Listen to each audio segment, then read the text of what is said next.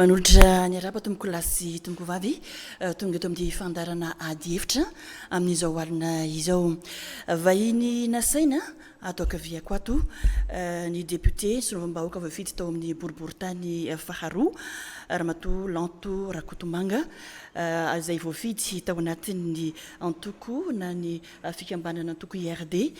miarabanao tompoko dia misotranao ndraiky ny vahiny eto amin'ny télévision malagasy. Miarahaba Francine, miarahaba Eliane Bezaz, ary indrindra fa miarahabantsika rehetrarehetra ny tokantrano manaraka an'ity fandaharana ity. Vahiny nasaina ihany koa atao kavanako ato ramatoa Eliane Bezaz izy dia secrétaire nationaly ny antoko BSD araka ny fafantatsika moa dia efa candidate ho filoham-pirenena izy tamin'ny taona 2024 ary efa nilatsaka ho solombam-bahoaka ihany koa tany mandry tsara tamin'ny taona 2024 saingy tsy lany. Miarabanao ihany koa tompoko dia mankasitraka anao nanaky ny vahiny eto amin'ity fandarana ady hevitra ity. Miarabanao namana Francine, miarahaba ny solombavam-bahoaka ny Antananarivo faharoa ary miarahaba ihany koa ny vahoaka malagasy rehetra manaraka an'izao ady hevitra izao. Fanontaniako voalohany aloha ramatoa Eliane Bezaz ianao somary tsikaritra ihany somary tsikaritra ianao kritika manao fanakianana ny fitondrana amin'izao fotoana izao ianao ve mpanohitra ny fitondrana sa manohana ny fitondrana aloha? Sotra amin'ny fanontaniana raha amin'ny lafiny ofisialy hoe voasoratra any amin'ny ministeran'ny atitany dia tsy mpanohitra izahay ary izay koa dia azo lazaina hoe mpanohana fanohanana no tsy mitovy. Misy ny mpanohana dia manohana be fahatany manasoaso ny filoham-pirenena na dia efa eo anoloan'ny lavaka ianjerany aza mbola miteny foana hoe alefa fa tsy lalina io fa ny anay kosa tsy ohatran'izany izay dia masa mijoro miteny rehefa tsy mety ary tena manakina mihitsiny satria firenena iombonana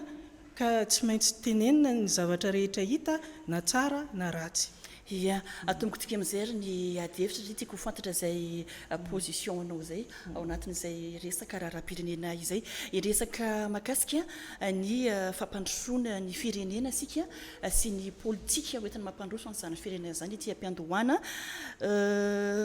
ramatoa Eliane Bezaz any aminao ny alosa no anomboako ny fanontaniana satria tamin'ny asabotsy teo ianareo dia nanao famelabelaran-kevitra mahakasika ilay état régional izay tianareo apetraka eto amin'ny firenena tantanana ny firenena tolo-kevitra apetrakareo tety amin'ny Solimotel no nanaovanareo an'izay zavatra izay tamin'ny sabotsy ny antony nanaovanareo an'izay tompoko? Ny antony nanaovanay an'izay dia efa tsy karitra fa betsaka ny olana eto amin'ny firenena izay efa mivadika olana maharitra na structurel ary tsy mety voavaha. Hatramin'izay fitondrana rehetra nandalo nanomboka tamin'ny 3e sy 4e république. Ka rehefa nandinika izahay dia le sehatra mihitsy izay tokony amahan'ny fitondram-panjakana ny olona ny vahoaka malagasy no tsy misy ary efa niova satria tsisy aloha ny fitsinjaram-pahefana. Nanomboka tany amin'ny 1973 tany no efa nofoanana ny fitsinjaram-pahefana izay nataony dadabe Tsiranana tamin'ny fiandohan'ny fitondrana Première République tany amin'ny 1962 tamin'ny alalan'ilay hoe budget provincial ordonnance 62 076 tamin'ny 29 septembre 1962 izay nanome ny fitsinjaram-pahefana ara-bola sy ara-pitantanana ny province rehetra. Ka hitantsika tamin'izany fa tena nandroso Madagasikara. Ka raha ohatra ka tamin'ny taona 2017 naongana dadabe Tsiranana dia nasorona tamin'ny alalan'ny ordonnance hafa 73 014 sy 73 015 tamin'ny 30 mars 1973 izany hoe nasorona tany amin'ny province daholy ny teti-bola rehetra nafindra taty amin'ny foibe ny fitondram-panjakana hatra mitahiry rehetra dia foana tanteraka zany ilay fandraisana andraikitra tany amin'ny faritra ary zay dia mahita fa io zany ilay tena mahatonga ny tsy fampandrosoana satria lasa nizara roa zany le budget ny fohy be ny fitondram-panjakana nanomboka izy 8.50 isanjato aty amin'ny fohy be fotsiny dia 2 isanjato fotsiny zany any amin'ny faritra jusqu'à tamin'ny 2001 moa izy nampiakarin'ny président Ratsiraka hoe jusqu'à hoe 95% ny aty amin'ny fohy be dia 5% ny isam-paritra dia tsy niova intsony ka mazava ho azy fa amin'ny fomba ahoana moa hoe zany hoe ny fitambarany faritany faritra fokotany commune rehetra eto Madagasikara fampizarana io 10 isanjato io fa tsisy investissement possible tsisy famoronana asa possible tsisy zavatra possible mihitsy ka zay no mahatonga antsika hita maso hoe manao marche arrière tsy mety ary ny fitondram-panjakana rehetra hatramintsika amin'ny teny zao tsy nanao ezaka mihitsy mikasika an'io hoe tena fanomezana ny fahefana ny fotony io ka zany mahatonga anay miproposer an'io resaka état régional io dia fanovana mihitsy lalam-panorenana izy io mba hanomezana any amin'ny faritra zany hoe misy fitondrana karazany telo eto ambony tany état fédéral état unitaire état régional ka l'état fédéral zany io zany resaka droit constitutionnel anarana zany izy io hoe ka tsy veretako hoe tonga manipitsopitsony afa-tsy hoe manazava ny ao anatin'ny état fédéral dia misy firenena maro samy manana ny lalam-panorenany no miaraka hoe andaotsika hiaraka satria mila libre échange satria mila défense commune ohatran'izany fa tsika zany firenena efa anankiray tsy afaka anao an'izany ka le resaka état régional zany no hitanay hoe mety kokoa amin'ny kany Madagasikara. Ramatoa Solovam-bahoaka azo eritreretina nareo moa zany manona ny fitondrana azo eritreretina avy eo apetraka eto Madagasikara zakatsika ve zany état régional zany manahoana ny fampandrosoana amin'izao fotoana izao mandeha amin'ny laoniny sy mandeha amin'ny tena ho izy tokoa ve ny fampandrosoana hoentin'ny filoham-pirenena sy anareo miaraka amin'izao fotoana izao tompoko. Rahantsika mahafantatra fa amin'izao fitondrana izao izay marina fa ao anatin'ny 4e république tsika fa fitondran'ny Andriamatoa Andry Rajoelina dia tena mametraka mihitsy ny resaka fitsinjaram-pahefana amin'ny mahasolombavambahoaka ny tenako no itenenako fa ny budget ny général de l'État dia tena ao anatiny mihitsy izay fitsinjaram-pahefana any amin'ny région izay zany hoe napetraka mihitsy izay teny namana Eliane Bezazy zay ary tena marina ny anazy fa raha tsy mitsinjara io raha tsy misy ny fitsinjaram-pahefana tsisy ny fampandrosoana eny amin'ny faritra fa kosany ity fitondran'ny filoha Andry Nirina Rajoelina ity dia plus de 10 milliards d'ariary isaky ny faritra no amena ny lehibean'ny faritra zany ny gouverneur izay mitantana an'izay ho amin'ny fampandrosoana eo amin'ilay faritra ao anatin'izay ihany koa ao ihany koa ny fampifitaovana an'ireo faritra 3 zany mitovy ary ny politika mpanjakana ny politika amin'ny filohan'ny république dia hoe aparitaka any amin'ny faritra ny budget zany hoe misy zany ny budget régional izay miparitaka any amin'ny gouverneur rehetrarehetra ahafahany mampandroso ny toerana misy azy avy io moa zany ny minimum zay 10 milliards d'ariary zay ary miaraka amin'ilay engin misy karazany marobe zany ahafahany zareo ihany koa manokatra sy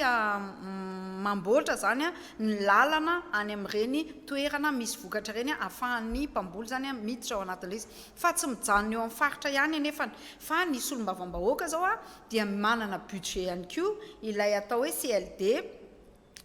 lasa siady moa izy zany amin'izao dia misy budget ihany koa omena ny district zany tsy ny solombavam-bahoaka no mitantana azy fa ny district no mitantana azy dia izy io dia misy budget koa omena mba ho ampiasaina ihany koa ho fikarakarana ny any amin'ny district dia ohatr'izay ihany koa misy ihany koa ny budget communal izay omena ny maire rehetrarehetra manerana amin'ny Madagasikara ary tamin'ity ary dia nisondrotra 3 avoeny izay budget communal izay tsapanay ary marina zany izay isorako anao satria ilaina ny olona ohatranareo ary ilaina ny olona miteny ny zava-misy satria ianareo le mpandinika ny fiarahamonina ianareo no mahita eny amin'ny fiarahamonina dia tena ilaina le hoe mikritika ianao sady manome vahaolana ohatr'izay tena hoe raisina tanandroa fa tsara ho fantatra fotsiny dia tena efa mipetraka ary efa tena miezaka mametraka an'izay fitsinjaram-pahefana zay ny mpitondra ankehitriny.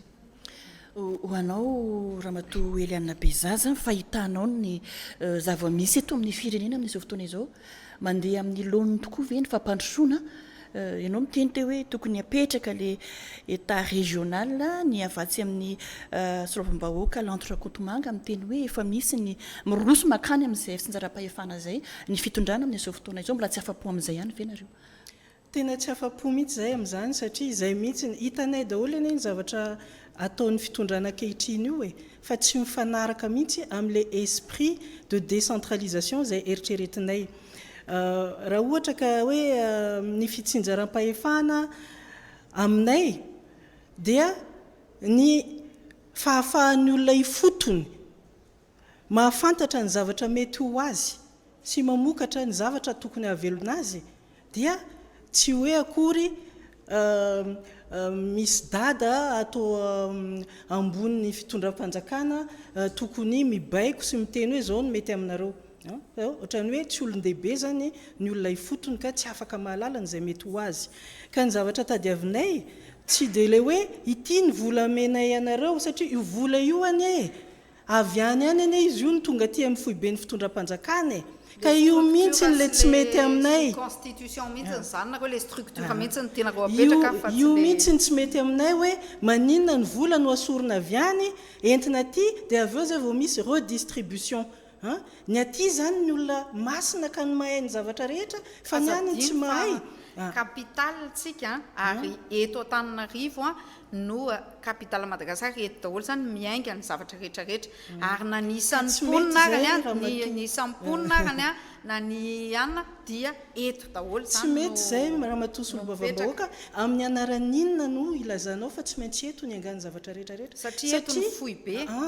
tsy mety ka zay indrindra ny mahatonga an'le tsy raha ny constitution antsika amin'izao aloha zany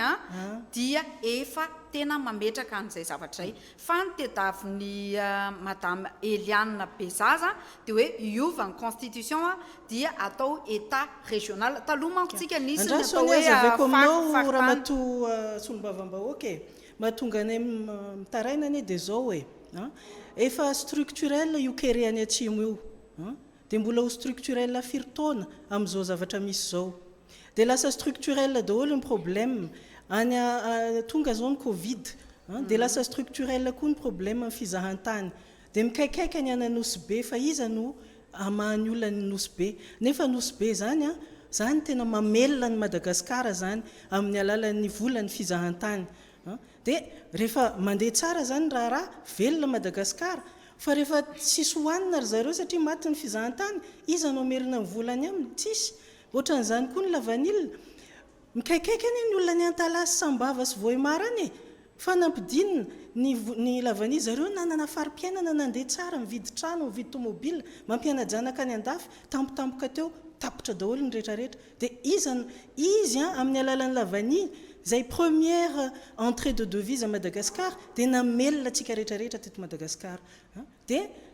io zao dia miandry nefa ny zavatra ataon'ny fitondram-panjakana ane aty amin'ny foibe le volany tsy mazava mihitsy fa inona ny antony teneninao tsy mazava le vola tsy mazava satria tsisy tamberina tsisy tamberim-bidy makany amin'ny faritra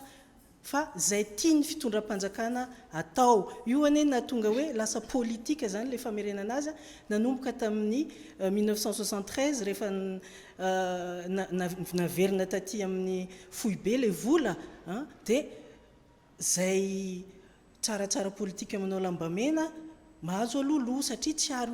ho voazara amin'ny fomba mitovy amin'ny rehetrarehetra le izy dia lasa nahazo fahazaran-dratsy politika sika hoe misy olelaka ny fitondram-panjakana foana tonga ny couleur hafa mangamanga dia lasa mangamanga daholo ny olona rehetra, tonga ny couleur hafa orange dia lasa orange daholo ny olona rehetra, dia anefa le tanindrazana tsy mandroso. Lasa ohatrany hoe ny olona tia amin'ny fitondram-panjakana zany fahitanay azy, ohatrany lasa manao bizina fotsiny amin'ilay vola, mirokaroka amin'ny V8 sy ny karazany, fa ny zavatra tokony hampandroso anay any amin'ny faritra dia tsy hitanay mihitsy. Ary le finjaram-pahefana lazaina io hoe apetraka ny gouverneur, zany anefa nitsakitsahana ny lalam-panorenana, fa ny gouverneur io déjà tsy gouverneur zany ny anarany ao, fa nanaiko moa zany ny HCC dia tsy maninona, fa io tokony fidina io ao anatin'ny lalam-panorenana dia tsy atao. Misy an'izao manko ny aty amin'ny fitondram-panjakana fohy be jaloux mihitsy izy amin'io fitantanam-bolana io, ka izy zany tsy mety izy égoïste izy tsy mety hanome fahefana any amin'ny faritra, na dia misoratra ao anatin'ny constitution aza hoe fidina dia tsy omeny fidina io satria tsy tia ny omena mihitsy n'ilay fahefana sy ilay vola tantanana. Dia zay zany le zavatra simba ka mahatonga anay miteny hoe efa nisy koa tamin'ny fotoanan'ny province autonome ohatran'izany nisy province autonome matetika somary amalikely an'izay fa ny ramatoa Solombahoaka. Amiko aloha tsy mitovy ny hevitra satria marina fa na tsy ao anatin'ny constitution arany izay hoe ny constitution antsika tsy ao anatin'izay hoe état régional zay dia tena raha mahita ianareo ary za mino satria anao mijery mahitsy dia mahita ny fampandrosoana any amin'ny faritra ao anatin'ny alefako any aminao ny LFI ny loi de finance ahafantaranareo ny hoe inona daholo nanomboka tamin'ny fitondran'ny filoha nandritra ny voalohan'izy nitondra hoe inona daholo no zavatra vita any amin'ny faritra isaky ny district ny député rehetrarehetra raha nijerynareo dia tsy latsaka raha mijerysika ny EPP efa 19 000 isa ny EPP mitsangana eto Madagasikara. Tsy haiko hoe firy amin'izay ny eto Antananarivo, kely ny eto Antananarivo par rapport amin'ny any amin'ny district. Ny CSB efa ho 7 000 isa mitsangana eny amin'ny faritra. Ny université mahitinareo fa misy eny amin'ny faritra. Ny rehetrarehetra na ny resaka fonja, na ny resaka terrain manara-penitra, na ny resaka gymnase ny teninareo na ny lalana zany zavatra rehetrarehetra zany dia miparitaka fa ity ny zavatra tsy hitatsika mijery any ivelany fa tena moa zany mahita satria ao anatiny satria misoratra ao anatiny ny teti-bolam-panjakana le izy fa ny fanaovana pipeline any amin'ny sud fotsiny dia 385 milliards d'ariary no any amin'ny sud dia ohatrany ahoana ny budget eto Antananarivo tsisy an'izany tiako tenenina zany hoe ny tsy mampanaika anahy amin'ilay hoe état atao état régional le izy tsy mitovy ny géographia any amin'ny toerana tsirairay avy ary tsy mitovy ihany koa ny isamponina ihany koa eo amin'ny toerana tsirairay avy ka noho izany lasa bloqué ilay sasany satria tsy misy an'io zavatra io. Raha ohatra hijeryntsika izao Tananarivo sy Tamatavy ene dia tena hoe capitale économique amin'ny Madagasikara fa Tamatavy ve ohatra dia ho ampitovy itsika amin'ny faritany anankiray dia hoe bloquena eo ve le izy raha ohatra ka régional moa zany no tenanao vao maika loza fa raha ohatra ka hoe fédéral iny tsy na mandeha par province hoe état fédéré zany ao anatin'izay fa kosany zay dia hoe ny asa no ampisehoana an'ilay fitsinjaram-pahefana tsika zany tsy mila manovana zany hoe constitution zany amin'izay alalana hoe fitsinjaram-pahefana zay satria matoy ny foanana teo aloha na hoe mbola tsy nisy hatramin'izay koa ny état fédéré dia nisy antony a izay zavatra zay de hoe tsy mitovy ilay situation misy eo amin'ny faritany anakenina ka ho hita be hoe somary ho tavela ny faritany hafa izay tsy ahitana ny ninona loatra eo aminazy zany eo aminatin'izay fa kosa ny aminay a de hoe omeo izay ilainy sy izay hita eo amin'ilay faritra na eo amin'ilay distrika ny fampandrosoana anazy une fois nge ka misy ny fotodrafitrasa any a dia sady mamorona azy io a no mampivelatra an'ilay vahoaka eo amin'ilay toerana fa kosa zany ny tiako atao anatin'le izy de hoe Tananarivo azadiny fa capitale Madagasikara rehefa miteny zany hoe Madagasikara dia matetika hoe Tananarivo njerena fa za tena minoana ianao a fa ndraindray a tena hitako hoe ny any amin'ny faritra raha président de la république raha mandeha ao anatin'ny ray volana tena indroa ihany izy ny eto Tananarivo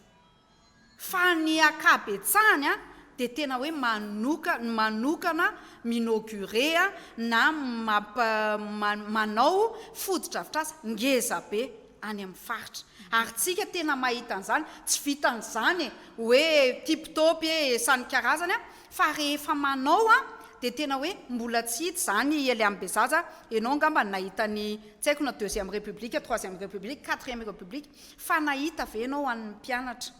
hoe cahier boky a dictionnaire amin'ny teny anankitelo miaraka amin'ny boky anazary mampiasa an'io a de miaraka amin'ny boky a miaraka amin'ny tablety a miaraka amin'ny fitaovana informatique a za tsy na miaraka amin'ny filohan'ny république mitokana an'ireny rehefa matetika de tena mahita hoe mitovy amin'ny zanaky ny olona manam-bola ankehitriny ny zanaky ny akabetsahan'ny olona ka ny anahy zany a ilay fampandroana tsy mitady structure tsika tsy miandry constitution isika fa ilay asa sy ilay finiavana ananan'le fitondram-panjakana dia hita reny azo tsapahitanany reny hoe hatramin'ny fitondrana teo aloha raha 19 000 mahery zany ny EPP a ianao ihany ny afaka mamaly io nisy navitan'izany hoe tao anatin'ny telo taona kanefany a itsika de niady tamin'ny Covid nandritry ny roa taona de zany ny hitako hoe andao a ifanolo-tanana isika hoe andao ampandrosoana Madagasikara satria raha mijeritsika Chine atao hoe Maurice zany ohatra hoe firenena anankiray eo akaikitsika eo a jereo tamin'ny 20 taona lasa tena resitsika zany kanefany araka ny teninao teo hoe resaka tourisme rery no mampandroso anazy a de tena hoe andao tsika fametanana tena ampandroso amin'ity Madagasikara ty fa raha ifandrirotra eo tsika de tena hoe apalay loatra zao foana raha mato somambahoaka ambaran'ny mpanohitra fa diso lahara-pamena ny filoham-pirenena amin'ny tetikasa zay taona amin'izao fotoana izao ary ny sosialim-bahoaka tsy de voajery loatra manahoana mahakasika an'izay rehefa aveo maiky fitenenena anao tsika aloha zany a azadino a fa nandritry ny 2019 2020 dia niady tamin'ny Covid ia raha tsika mahafantatra fa maneran-tany noho io pandémie io a dia misondrotra daholy a ny vidin'entana rehetrarehetra ary anisany firenena nahatazona n'izay vidin'entana hoe ho araky ny fahefa-ny vidin'ny malagasy zany na tsy hoe tena hoe exorbitant zany a dia Madagasikara raha nahitsitsika dia ny devise zara fa nisondrotra ny carburant tsy nahitana fisondrotana mihitsiny ny resaka gaz ny PPN dia nivoaka tamin'ny vaovao fakomaly le 15 omaly fa nidina daholy ny vidin'ny gaz rehetrarehetra ary nidina ihany koa ny vidin'ny PPM ary tsy mahazo mihoatra ny 3 hatramin'ny 900 ny fisondrotan'ny entana raha mijery indray tsika ny budget ampanjakana izay tena hoe ambitieux amin'ny ity taona 2024 dia 33% ny budget de l'État général de l'État dia natao sosialim-bahoaka daholy ary tsy vitan'izay fa misy an'ilay 302 millions sa 332 millions de dollars izay namena avy any amin'ny firenena mikambana dia natao ho an'ny sosial daholo io ka ny tiana ho tenenina zany de hoe ny filohan'ny republika izany sosial zany dia anisany loha laharana ary lahara-pahamehana amin'ny filohan'ny republika mandeha ho azy fa misy ihany koa hoe tsy lahara-pahamehana ny fanaovana lalana sinkazana sosial tsy maintsy mandeha ny lalana dia nisy an'iny fond d'investissement iny 12 000 kilomètres izay ho amboarana lalana eto Madagasikara dia nisy ihany koa ianao teo ny teniny resaka Nosy Be sy Sainte Marie fa misy ihany koa ny budget investissement za financement izay efa nadoptena tao amin'ny anteny merapirenena anamboarana sy anatsarana ny Nosy Be sy Sainte Marie ao anatin'izay tsy vita ao anatin'ny 5 taona fotsiny fampandrosoana fa mila fitohizany zany zavatra any fa kosany iarahantsika mahafantatra fa raha jerena amin'ny fitondrana hatramin'izay tena miazakazaka amin'ny fampandrosoana ity fitondrana hoentin'ny filoha Andry Rajoelina ity Ramatoa Eliane Bezaza nareo ataoko hoe mpanohitra aloha nareo diso lahara-pahamehana tokoa ve ny fitondram-panjakana amin'izao fotoana izao ary tena tsy hitanareo tokoa ve zany zavatra be tabe vita foto-javatra sa vita eny andrivon'ny faritra zavatra tokanany filoham-pirenena mandeha amin'ny anao manjery zany tompoko tena gaga sy talanjona amin'ny zavatra lazain'ny ramatoa solombavam-bahoaka eto satria ohatrany hoe tsy firenena iray no hipetrahanay fa firenena roa samihafa ohatra fotsiny milaza izy fa nahavita EPP 19 000 dia nanao kajikajy kely hoe 119 district dikan'izany zany 160 EPP par district tena tsy mahita an'izany ramatoa solombavam-bahoaka asa aiza misy an'izany fa 160 raha ohatra ka misy ray par district angamba fa raha betsaka ny district misy 100 école ve vita de tsy fantatra dia raisa fokotany raha kely indrindra dia nefany mbola hojerena zany mbola hojerena zany fa atreto ramatoa solombavam-bahoaka mahita district tsy fantatriny tsy mahafantatry inona amin'izany fampandrosoana zany aiza ohatra le district satria ndraindraika zay tsy mahita no tokony hitantara hoe aiza nanaovanareo anazy tsisy any amin'le district dia teneno ary dia ho teneno marobe district ny mahajanga faharoa zao misy mahajanga faharoa ve dia tsy nahitana EPP na ray akany EPP fa natao non EPP vaovao no tiako tenena manara-penitra ya mety misy ihany fa tsy ampizato zany ianao manko miteny hoe 19 000 CSB 7 000 betsaka ny zany fa mety any anatin'ny projet anareo any zany fa mbola tsy tany masonay aloha non efa manomboka daholo zany efa manomboka daholo ary efa normal anareo zany manao effet d'annonce fotsiny eo fianaratsoa fotsiny tamin'izay tao fianaratsoa eo amin'ny ville 19 ny EPP natao tsika tsy angamba fa afaka madame solombavam-bahoaka mba velao hiteny satria za tsy manapaka anao mihitsy rehefa ianao no miteny dia le budget ny le hoe 10 milliards d'ariary moa le any amin'ny faritra isaky ny faritra farafakely na dia zany miaraka amin'ny engin zay zany mahita hoe ohatrany mampalahelo ihany tsy dia misy dikany satria faritra ray zany ane misy farafaharatsy ny district tsika ny manao hoe zay foana le fomba fiadinareo hoe manontany an'le taloha foana fa tsy zay le izy tsika mibanjina no avy 10 milliards d'ariary fois 23 miaraka amin'ny engin noho ny zéro nareo zany ato tena mametraka hoe zahay no mibaiko fa zao ny sahazanareo zay ny le tsy mety aminay azonareo zany 10 milliards d'ariary zany imagineo fa 2 milliards d'ariary ny budget an'io zaridainany Ambojatovo io dia indimy ohatran'io zany le faritra anankiray dia hitanareo normal zany dia asiana engin anamboarana lalana nefany i gouverneur io tsy mpanamboatra lalana ny asany misy ny appel d'offre amina resaka fanaovana pavé manao appel d'offre isaky ny faritra ary ny orinasa ao amin'io toeran'io raha misy dia izy no manao ary ny vahoaka io ihany koa dia misitraka an'izay asa izay fa hita fa zany rehetra lazainareo zany dia tsy tonga ananaty arona sy ananaty vilany nylay malagasy zay ny mahatonga any amin'ny resaka foana hoe tsy ampy le sosialy raha ohatra ve vita ny lalana dia tsy ho tonga any amin'ny vilany malagasy ve ny sakafo mifesifesy eo azafady aloha fa mbola tsy vita koa le teneniko ianao milaza hoe nidina ny ppn mbola tsy azonay ono zegny hoe aiza zany le ppn nidina raha ny ciment ny menaka ny vary mbola mikaikaika zay vary zao ohatra ny adigo any 900 ariary ny kapoka dia efa ho tonga le vary izay atao amin'ny 2000 dia io koa zany a no asianay koa fanakianana kely satria nareo zao efa ndray 3 taona ny eo a dia ny filoha mihitsy moa nylaza hoe tsy amboly vary zany izy satria 2 taona ho ny voavokatra ny vary tsy ny teny an'izany kosa aloha izy ao anatin'ny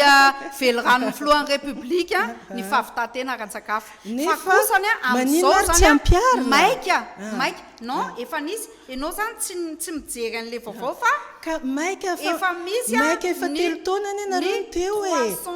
dia oviana ihany zany no ampiarina zareo ny taona izay vokatra teto Madagasikara amin'ny vary fa kosany mandeha herintaona ny antsika zany ny tena ny asy 2 taontsika tao anatin'ny covid nefany zao ny zava-bavita mifanontaniako arany amintsika amin'ny raha vavy fantako ianao fa olona tsy mijery mivilana na vita ve nandritra n'io 3 taona ny resahantsika eto na vita ve raha samy filohan'ny repoblika za tsy hoe mijery aminany fa niezaka ve le filoha na vita tena tsoroko aminao ny marina tsy nahavita ny tenena raha samy président de la république masonao zany tsy fantatra hoe masoniza no mikipy amintsika amin'ny raha vavy fa betsaka aloha ny président de la république nandalo teo ary gouverner c'est prévoir zany crise zany tokony ao anatin'ny compte-ny olona migouverner zany fa tsy atao excuse hoe noho ny antony covid dia zay tsy nahavita satria nareo taminareo nanao propagande dia clé en main daholo ny zavatra ny tenenareo teo hoe vao mipetraka fotsiny zay dia efa eo daholo ny vola mandeha daholo ny zeretraizy hoe mety ve zany hoe clé en main hoe ray andro dia mipetraka daholo tsy zany nanao an'izany raha matosolombavambo tokony le logika nataonareo tany amin'ny propagande fa zany famatavy zao andana makany ianao le fampanantenana olona na tonga anareo lany satria ny olona tena nanantena fa marina le zavatra nylazainareo tany amin'ny propagande ny velorano raha 3 efa natao daholo io velorano io kely zary le vola efa vonina tsy hitanay zany io fa loha hevitra hafa angapanytsika afatsika hatreo loha fatria tsy ho tapitra ty adevitra ty na dia mety alany eto raha ny fotoana fa resaka fahalalana maneho hevitra indraytsika eto Madagasikara hatramin'izao aloha zany dia raha vao misy fihetsiketsehana mofopofona resaka politika dia tsy mahazo alalana eo anivon'ny fitondram-panjakana anao fihetsiketsehana an-dalambe raisitsika ohatra ny mpiariny zon'ny mpanjifa ny fankalazana ny anniversaire ny foloha teo aloha tany Toliara ianareo mpanohitra ihany koa moa dia tonga dia tsorina hoe miandry tataka zay ny fitenena hoe aiza indray ny mety misy hitsofoana kana fahefana aiza ny afony mirehitra ahafahana ararotina ampiretina ary ny eo amin'ny fitondrana ihany koa dia efa fantatra fa efa nipetraka tamin'izany toerany mpanohitra zany tamin'ny fotoanandrony ary hita hoe efa mifakahay zany ny mpanohitra sy mpitondra amin'izao fotoana izao ary resaka tetikady eo amin'izay resaka fakana fahefana ana amin'ny ara-dalana na eny an-dalambe zay no jerena ka efa mailo ihany koa ny mpitondra amin'izao fotoana izao aminareo miravavy misy ve ny fahalalahana manao hevitra eto Madagasikara ary ny mpanohitra tokoa hoe mipetraka amin'ny mahampanohitra azy amina ndraiky manana ny andraikitra amin'ny mahampanohitra azy amin'izao fotoana izao tompoko raha matoa tsy mavambahoaka misy ny lalàna mpanohatra ary tsika dia firenena mandalina ny demokrasia izany hoe mametraka amin'ny toerany an'izay mpanohatra izay ary izay ny isorako anareo ato amin'ny TVM satria tena ao anatin'ny lalàna ny mpanohatra mihitsiny ny fanomezana an'izay fitenenana ho an'ny mpanohitra izay tsy nisy hatramin'izay zany tsy haiko mety nahita indray izy hoe efa nisy fa za aloha tamin'ny andro ny HVM tsy mbola niditra n'izany TVM zany nefa nyzatsy mpanohatra tamin'ny HVM fa na izany ary nisy hevitra tsy mifitovizana anankiray zay. Ao ihany koa ny fanoherana izay tokony ny tena mpanohatra teo aloha fa mpanohatra tena hoe miasa mampiseho modely zany hoe tena ilay tanindrazana iombonana ilay vahoaka mila vahoaka sahirana mila fanampiana ary ihany koa mitondra vahaolana ihany koa ho an'izay. Tamin'izay mpanohatra dia nanao asa foana isaky midina mandeha mijery an'ireo vahoaka ireo sy ny karazany dia tena anisany mampiseho an'izay hoe volonté zay fa tena mila mifankatia mila mifanampy ary indrindrandrindra mila mandroso ilay firenena ao anatin'izay zavatra zay. Zay ny voalohany. Faharoa apetrako ihany koa ny resaka fidinana an-dalambe. Marina mihitsy fa ny 73 député anisan'ny tarika an'izany ny tena dia tao anatin'ny 73 député solombavam-bahoaka tamin'izany. Tsy nanana fotoana sy tsy nanana alalana mihitsy izay eny natao amin'ny anteny mera-pirenena ary dia nitapenana vava tao anatin'izany. Tena manana sary daholo ny ainao manjery rehetrarehetra tsy afaka ny teny zay na eny amin'ny ny tenako zao ary raha manome mandeha mitety faritra fokotany any amiko dia efa gendarme ny manaraka anahy nefany dia hitanao zao fa hitondra zavatra ho zaraina sy anampiana an'ireo vahoaka ireo na anao tatitra ary ny tena tamin'izany dia tsy azo natao zany fa inona nisy fangejana sy ny karazany fa kosany tao amin'ny anteny mera-pirenena izay ataontsika hoe lapan'ny demokrasia nitapenana vava daholo ireo solombavam-bahoaka ireo anefany ny tena loza tao ary natonga ny solombavam-bahoaka ny riotra izay ny raha antimma sy ny mapara tao anatin'izay dia ilay code électoral no vandry zareo izay tena namofady tamin'izany ka noho izany dia rehefa tsy omena alalana ary naizanaiza ianao andeha iteny dia tsy maintsy zany ianao mandeha mijery an'ireny toerana ireny any zany jerena fa ihany koa ny ijerevako amin'ny mpanohatra ankehitriny dia jerevantsika fotsiny ao amin'ny anteny mera-pirenena satria ny tena moa amin'ny anteny mera-pirenena manana toerana filoha-lefitra anankiray izay ao izay 7e président napetraka ho an'ny mpanohatra dia io mpanohatra io olona anao vice président an'ny anteny mera-pirenena dia miady ny mpanohatra hoe atao filohan'ny mpanohatra ny eo izay olona tsy ny fidim-bahoaka tsy solombavam-bahoaka no apetraka ao eo amin'ny toerana io zany ve filana kisa aminay zany filambanina zany filana ady zany fa maninona raha ianareo mpanohatra ao no mifidy manolotra olona hoe bon ity iksatimma ity no atolotra anay anao vice président ny assemblée nationale fa fito ohatr'izay foana zany le mpanohatra hoe raha vao mahita irika dia andao ikorotana ny vahoaka efa tsy amin'izany intsony ny vahoaka efa mahita fandrosoana eto Madagasikara ny vahoaka efa mijaly miady amin'ny aretina efa leo an'iny lavarenina confinement iny noho izany dia olona mitondra solution na mpanohatra ianao na mpanohana ianao dia hoeto ny vahaolana apio ireo olona ireo amin'ny alalan'ny asa fa tsy resabe intsony na fanambaninana azy ka ao anatin'ny fahasairanana izy ianao mistyle fotsiny andeha hitsidika anao inona ao anatin'izay zavatra zay ka aminay raha ohatra ka tena mpanohatra tia tanindrazana mpanohatra tena mijery mandalina an'izay demokrasia zay misy balizy angely izy fa tsy hoe rehefa ao anatin'ny demokrasia koriny dia hoe malalaka daholo ny zavatra rehetra dia arao ny zavatra tokony ho ataonareo fa aza mivily lalana aza mieritreritra no mbola anakorotana fa alao mba hisy ilay famindram-pahefana ara-demokratika isaky ny 5 taona ka noho izany amin'ny 2023 tsika hiatrika fifidianana za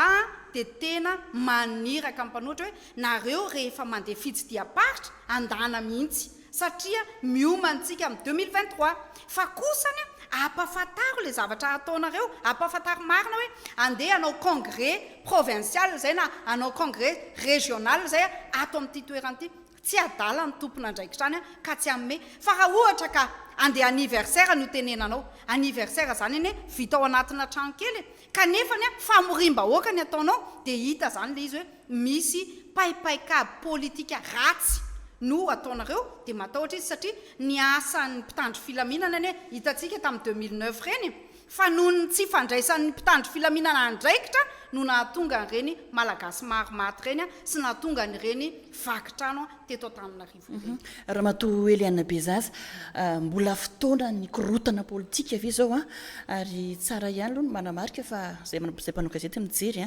isaky ny misy etsy-bahoaka eto amin'ny firenena dia mitotona foana ny toe-karen'i Madagasikara. Mbola fotoana ny ve zao isin'ny korotana politika sy ny fanonganam-panjakana ohatra. Ianao moa teo ny resaka hoe le fanalalahana dia voalohany indrindra aloha lazaiko fa matoa mavita miresaka atao amin'ny TVM dia misy endrika fanalalahana zay mila tenenina kosa ny zava-misy kanefa ny ankoatran'izay ny any an-dalana any ianao raha matosolo-bavam-bahoaka mahay miresaka be ianao satria nareo eo amin'ny fitondrana nefa ka zay ny zavatra rehetra no lazainao teo nahazo anareo zay ihany ane no ataonareo amin'ny sasany amin'izao fotoana izao tsisy valaka ianao miteny hoe narana gendarme ny tampenam-bava zany ane ny zava-misy tsy hitanareo zany za tsy andany andro satria non azafady madame député le fandaharana ane voafetra ny fotoana tsika tsy andany andro hiteny zavatra zay efa fantatry ny olona rehetra zany ane tsy jambany tsy mahita an'izany fa nareo minio jamba mihitsy nareo amin'ny fitondranao mody tsy mahita le code électoral tamin'ny 73 député lazainao tamin'ny code électoral tamin'ny 73 député zahay tao anatina vomiera mandinika niny code électoral iny koa fa tsy anatin'ny assemblée fa amin'ny fikambanan'ny parti politique niaraka tamin'ireo ina moa zany miaraka tamin'ny PNUD dia tena hitanay fa tao nisy article anankiray hoe plafonnena ny fampiasana vola anatin'ny propagande tonga tampoka zany le 73 député dia niova ny gouvernement dia niovaova tany niova ny premier ministre dia niova ny code électoral dia nanjavona io article io nanjavona tsy fantatro tsy hoe tsy lany fa azafady non madame aza tao an'izany tsy tao anatin'ny proposition de loi nataon'ny gouvernement tsy tonga tany aminareo tany amin'ny assemblée mihitsy tao mihitsy ny premier ministre i Mahafaly Olivier nampandany an'iny nivoaka ny député dia nakeny amin'ny 13 mai ka misy antony matoa zany hoe plafonnena ny vola ampiasaina zany ane zavatra tsara ane zany fa zao nareo nanjara nampiasa vola mandeha tsy fantatro ny tena marina jusqu'any amin'ny 180 millions de dollars dia normal foana zany tsisy olona miteny fa zay koa zany natao anefa le fitantananareo vola tsy mazava mangataka foana ny mpanohitra hoe ny volan'ny covid 850 millions de dollars azavao tsy hita zay fanazavana azy manana alalana manao commission manangana commission d'enquête ary ny vola rehetrarehetra miala ao anatin'ny budget ampanjakana dia misy soratra azonareo verifiena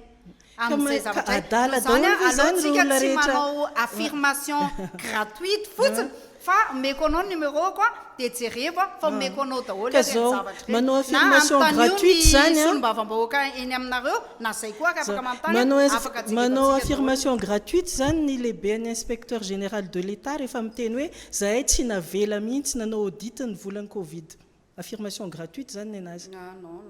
non ka zay le izy tsisy olona ara-dala koa zany ny ONG rehetrarehetra zay tsy miankina manontany hoe tsy mety mazava ny volan'ny covid dia zay zany dia miteny hoe dia miomana daholo sika ary vahoaka fa volan'ny propagande amin'ny 2023 manaraka zany dia efa vonona fa izy io volan'ny covid io fitondram-panjakana tao anatin'ny filohan'ny république anisan'ny firenena sy filohan'ny république nahazo mari-pakasitrahana tamin'ny nahafehan'ny covid dia anisan'ny 5 tao anatin'ny 5 premier ny filohan'ny république Andry Nirina Rajoelina ary marina fa mbola tao anatin'iny ameana ara-pahasalamana iny tsika dia ianao tena nahita tsara mihitsiny fa nahavita tsika mbola nanao laboratoire nahavita nanangana an'ireny centre d'accueil be dia be reny nametraka an'ireny jereo ange larenao firenena mandroso hoe fa ny oxygène non tsy miaro tsy mazava mimpanohitra ny fampiasana ny volan'ny covid madame députée tsy mazava tsy miaro ny fitondrana fa miteny ny zava-bita amin'ny fitondrana sy ny mbola ataony valio ary andriamatoa inspecteur général de l'état teneny hoe mandainga ianao fa namenanao le dossier rehetrarehetra fa ianao zany tsy nahita fa zay koa zany tsy nahita ambaraparana ny resadresaka atsika efa nyresaka covid ihany moa nareo teo nareo reny mpianakaviana sady atao hoe olon-dehibe olona ambony eto amin'ny tany sy ny fanjakana nisy ny fipetrany iray sy ny fitondram-panjakana moa zany mahakasika ny fitantanana ny covid eto Madagasikara anisan'izany ny fametrahana ny amena ara-pahamalihana ara-pahamailona zay moa zany no tena izy manahoana ny fijerinareo ny fitantanana ny covid eto Madagasikara amin'izao fotoana izao ary tiako ihany koa ianareo mirahavavy raha samy hitondra fanentanana ho an'ny mpiarabelona manoloana izay covid izay eny ara ramatoa Eliane Bezaza tsy mitovy hevitra amin'ny fitondram-panjakana mihitsy zany zahay raha io resaka fitantanana volan'ny covid io satria raha ohatra ka ny hevitray dia zao no nanaovanay azy arovana ny olona tsy marary dia tsabona ny olona marary tsotra zany fa tsy nila natao confinement be da be zany hoe raha nanana vola 850 millions de dollars zany dia ny laharam-pahamehana taminay dia nanorina hôpital na chambre any amin'ny aéroport international rehetra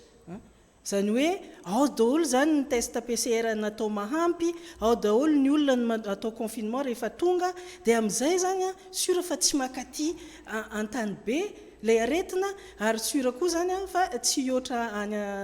any zany le aretina fa ao daholo dia fa voatsabo ao ny ataony confinement dia tsy nila natao confinement zany tsika tato anatiny ary tsy tapaka koa ny fifandraisana tany velany fa izy moa le teneniko teo hoe tsy mazava ho any nanaovana an'le vola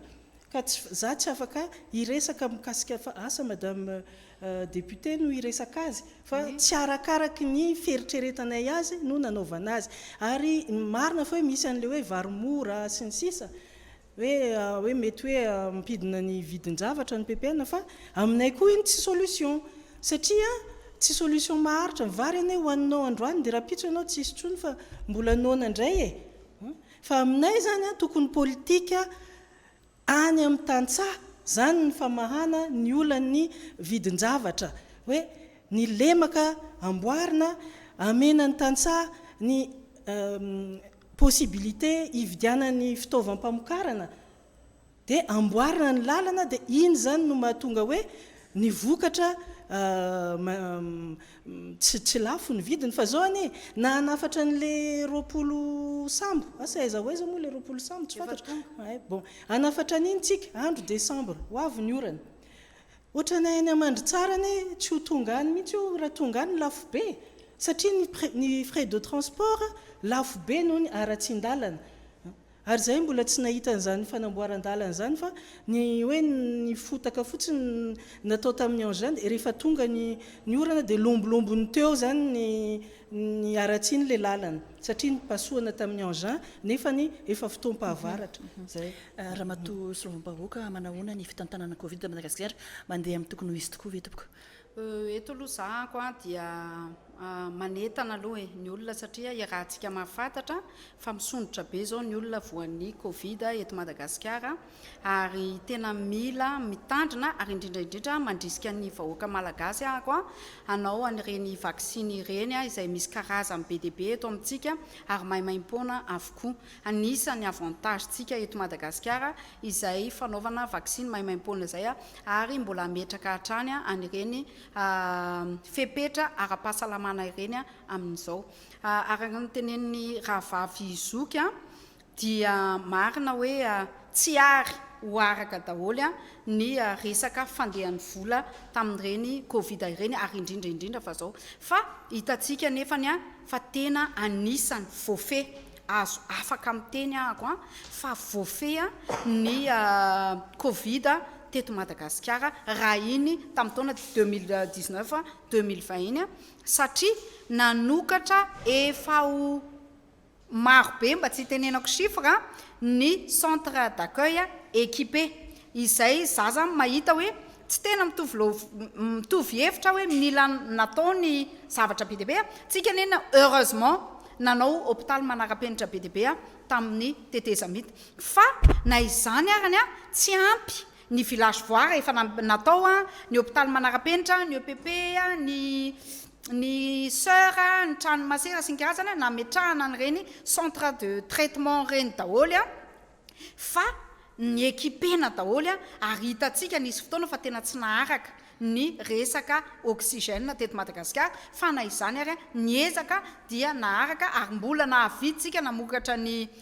CV plus ary nanao an'ireny laboratoire ireny ary tsika moa zany zao dia efa miparitaka ihany koa ny PCR afaka viditsika eny amin'ny pharmacie dia afaka manao an'izay PCR izay ny vola araka ny teneniko teo dia misy ny famatsim-bola ho an'ny covid misy ihany koa nefa ny don izay omeny ny malala-tanana ka ireny no mety hoe le famatsim-bola no mety vo hita hoe reto no famatsim-bola fa ilay don mety tsy voasoratra satria madon anazy dia zay tian'ilay mpanome no afahana manao an'izay rehetrarehetra zay ka noho izany izy moa teo ny teny hoe ahoana le izy situation exceptionnelle no nisy teto amin'ny tany sy fanjakana risy ny confinement fa kosany ny solution ihany koa dia tsy maintsy exceptionnel koa nanaovana azy zay no nahatonga an'ireny social be reny satria le olona confiné dia zay zany no mesure d'accompagnement tsy maintsy napetraka ho an'ireny olona reny satria tsy afaka miasa izy sasany chauffeur taxi ny buxi sy ny karaza moa zany dia efa tsy afaka niasa tamin'ireny dia nezahany fitondram-panjakana zany nanome sakafo zany na hoe PPN ho an'ny olona rehetrarehetra marina fa tsisy zavatra vita 100 isan-jato mandaingy raha ohatra ka hoe tena tanteraka 100 isan-jato fa minambary raha moa misy latsaka fa dia tena efa nisy ny ezaka ngezabe izay nataony fitondram-panjakana nandritra an'ireny fa kosany raha antsika mahafantatra fa raha tsy nandray fepetra ny filohan'ny repoblika kosany tamin'ireny tena tsy voafe atsika io aretiny io tena tsy voafe atsika io aretiny io satria nanena ny tombo foana ilay olona tonga ary ny fanakaiky foana ny olona eny an-dalana sy ny karazany any anaty bus dia nibetsaka ny fiparitahany izany virus izany ka hitako hoe efa tena niraisina tamina lalana ady hevitra marobe no nahatonga an'iny confinement nisy teto Madagasikara teto iny ary na izany arany dia tamin'ny alalan'ireny famatsim-bola reny no nanaovana an'ireny fitaovana sy famatsiana ny vola marobe reny dia tsika nefa mahita foana raha any ivelany misondrotra daholo ny rehetrarehetra tena misondrotra daholo ny carburant ny sakafo sy ny kehitrrehetra fa ny antsika zao amaliko ny teny marina ny teny madame Eliane Bezaza teo hoe ny vary raha miainga aty Antananarivo mety hoe Antananarivo mahita an'le izy dia miala mora fa rehefa tonga any amin'ilay toerana tena x4 x5 fa tamin'ity dia ny filohan'ny repoblika mihitsy no teny ohatra ny Simon tena mpandrara ao anatin'izay BTP izay dia miteny hoe tsy maintsy atao 29 000 tonga any amin'ny toerana Fort Dauphin zany foana moa fomba fiteny rehefa hoe lavitra dia hoe tonga any le izy dia tsy maintsy ho apetraka amin'izay zany hoe ezahana zany amin'ity ho ampitoviana daholo efa mandeha le izy zao ka raha makany Fort Dauphin no teo dia efa tokony dia efa natao an'izay 29 000 zay ny Simon any amin'ny faritra zany mba tsy hijaly ilay mpandrara amin'ny tamin'izay tany tamin'ny herinandro teo tamin'izay tany port tany Tomasina dia ohatr'izay ihany koa ny vidin'ny vary io sambo roapolo io zany dia nezahana mihitsy hoe hitovy ny vidim-varotra efa natao anatin'izany ny frais mba tsy izay frais zay a no ampitombo ny vidin'ny varotra satria malagasy anankiray ihany tsy ho atao zanaky ny kala hafa mihitsy ny any amin'ny faritra ary tsapanay mihitsy zany hoe marina loatra izy satria zay no mahatonga ny filohan'ny république mandeha manao tournée sy manao mission any amin'ny faritra ahafantarany marina tena mijery izy hoe tena marina fa satria raha tsy nandeha tournée izy fa olona fotsiny teny momba ny Simon tsy hitany mihitsy hoe efa misy 45 000 ny Simon any Anosy-be sy ny karazany ireny raha matosony mbavam-bahoaka le filohan'ny république mitsinjo malagasy fa rehefa miteny izy le zavatra teneniny ane tsisy mpanaraka za tsy manome tsiny an'le olona koa tsisy mpanaraka fa tsy misy zavatra tsy possible satria lalàna ny économie miregiran'ireo rehetrarehetra eo fa tsy hoe décision hoe atao zao ny prix an'io dia zao misy transport ao misy mpandraraha mikarakara n'iny transport iny mila ny volana izy misy zavatra be da be ho anelanelany ao dia amin'ny fomba ahoana moa hoe baiko ny filoham-pirenena zany tsy ohatran'izany le izy tsy hoe baiko ny filohampirenena dia tsy maintsy izay ny zavatra miatra filoham-pirenena miteny zavatra anankiray dia zavatra tsy maintsy ho vitany teny anao fotsiny aho hoe betsaka anie ny zavatra tenen'ny filoham-pirenena ary efa zatra zay a fa efa sanatriny zany efa malaza mandainga mihitsy zao fotsiny ary nyteneniko anao e zao fotsiny ary nyteneniko amaranako an'le anako a hoe ny hôtel de ville tsy vitany andritra ny 3 taona vitany sa tsy vitany io rova manjaka miadana io tsy vitany hatramin'ny 4 taona zay aloha ny hitako eto ary tany Antsirabe ary tamin'ny 1981 no nisy EPP farany indrindra natsangana dia zao nefa mifiry ny EPP ihany tiako tenenina zany ilay izy ny teniny filoham-pirenena matoa teneniny dia vitany fa tsy vita eo no eo fa kosany hitatsika hoe efa manomboka daholo ny zavatra tsy maintsy manomboka zany tsika vao mitokany zao le zava-misy ny tena ny eritreretin'ny olona zao ny azafady kely ny tena eritreretin'ny olona ne tsy dia hoe foto-drafitra asa hitan'ny masony fa ny fiainany mba hitombona sy hiadana zay zany le izy ka raha ohatra ka nampanantena zany ny filoham-pirenena dia tsisy an'izany eto Madagasikara zay zany le zavatra lazaina tsy ao ahitana ianao fa efa ao anatiny tsika zao satria matotonga io sambo roapolo io tsy hoe conteneur roapolo fa sambo roapolo ho aparitaka na manerana amin'ny Madagasikara ary raha nahitsika dia tonga tany Atsiombe tany Ambovombe ny resaka varitsinjo sy ny vatitsinjo tao anatin'le izy fa za manaiky hoe indraindray tsy faranatsika amin'izay ngamba ny adetra fanazady lasa ny fotoanatsika fa misy fantanina ray fotsiny apetraka aminao raha matoa Eliana Bezasa fa valinao fohy mbola ho candidate venao amin'ny 2023 ie azany foana manko ny fanontaniana mipetraka ny tena moa mitarika antoko politika dia mieritreritra foana zany hoe ametraka vina zay zany ny tena marina aminay matoa zahay mametraka hoe anao état régional angamba tsy dia resaka candidature 2023 zany fa fametrahana vina mba hatsaratsara kokoa ny Madagasikara kanefa amin'ny mahampanao politika normal be raha ohatra ka mieritreritra tsy maintsy vonona foana ho candidat rehefa hoe tsy fikambanana tsotra ny tarihinao fa antoko politika dia midika zany fa ny fametrahana vina dia ny fangalana fanjakana ka tsy maintsy vonona fa eto kosa tsy afaka miteny na ho candidat na tsy ho candidat satria tsy Eliana Bezaza akory no mametraka an'izay fa ny antoko politika ka tsy afaka mitsako alohan'ny vazana fa tsy maintsy ny antoko politika no mahafantatra na Eliana Bezaza no ho fidiny ho atolotra candidat na olona lafa na koa hoe anoana olona zay mitovy vina aminay eny ary dia tapitra nino fa anoana anay ianao satria hitanao daholo ny anoana filohandry Rajoelina ianao amin'ny 2023 satria hitanao daholo raha ohatra ka décider ny filohandry Rajoelina hoe anao état régional dia tena manoana azy zato isan-jato raha ohatra ka anao état régional ny filohandry Rajoelina dia azo antoka fa manoana azy mahafinaritra aloha mijerenareo mirahavavy mandray andraikitra eto amin'ny firenena ankasitrahana ianareo mirahavavy ny fahiny